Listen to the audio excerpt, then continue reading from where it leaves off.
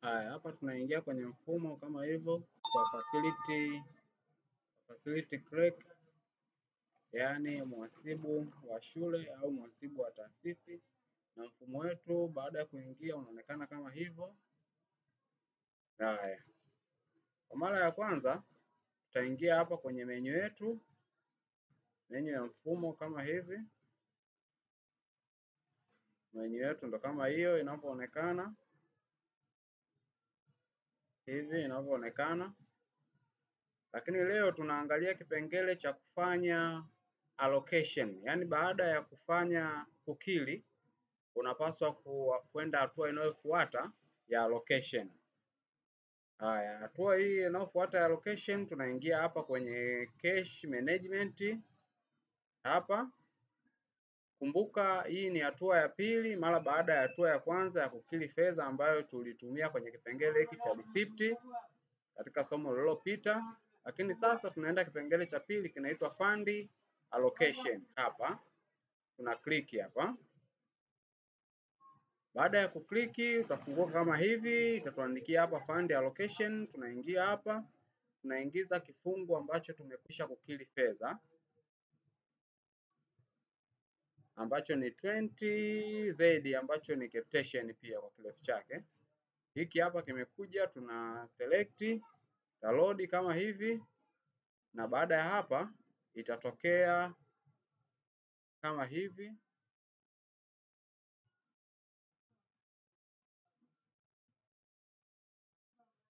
Kama hivi itatokea.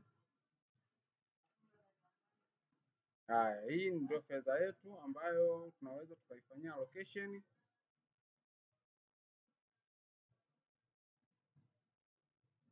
Fedha yetu tunaweza kuifanyia allocation ndio kama hii. Hii hapo juu.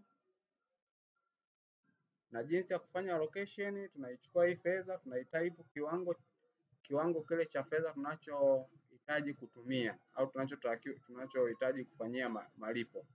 Hapa tunaona tuna kama 1,180,000 hivi. 1,180,000.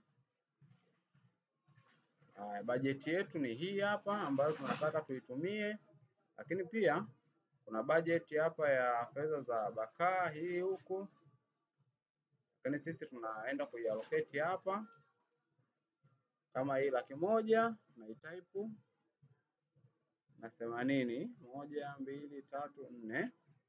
Baada ya kuselect hapo, tukiangalia hapa juu amount imepungua. Baada ya hapo tunaenda hapa chini tuna save. Baada ya kusave inatuambia allocation saved successful. Na hapa unakuwa tayari umekwisha kufanya allocation yako, tayari kwa kuanza hatua za kufanya malipo. Hela yetu tayari imeshahama kutoka kwenye hiki kifungu cha unallocated na kimekuwa sasa hivi allocated. Tunaweza kuiona new allocation hapa ambayo ni 180,000 hii. Na baada ya hapo sasa, ili kuweza kutuma request ya kuomba kufanya malipo, kutuma request tunaita permit request. Tunaingia hapa, tunarudi tena kwenye menu yetu tena kama hapa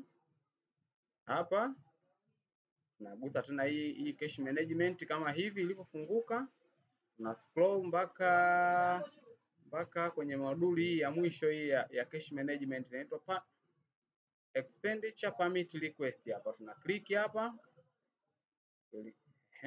inafunguka kama hivi.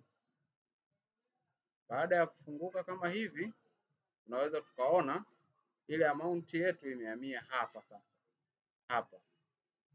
Na ili tuweze kuilipa, tuanze kutuma kwanza maombi ya kutaka kutumia.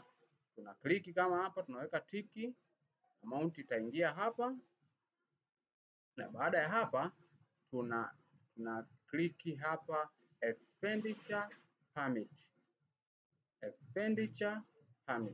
Na baada ya kufanya hivi itakuwa tayari tumekwisha kutuma ombi la kuomba kutumia hii fedha kwa kwa kwa, kwa mkurugenzi au halmashauri, kwa DT wa halmashauri.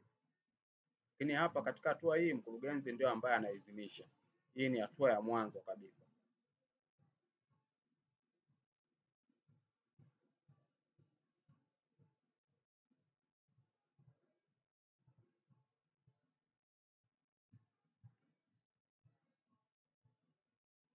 Haya.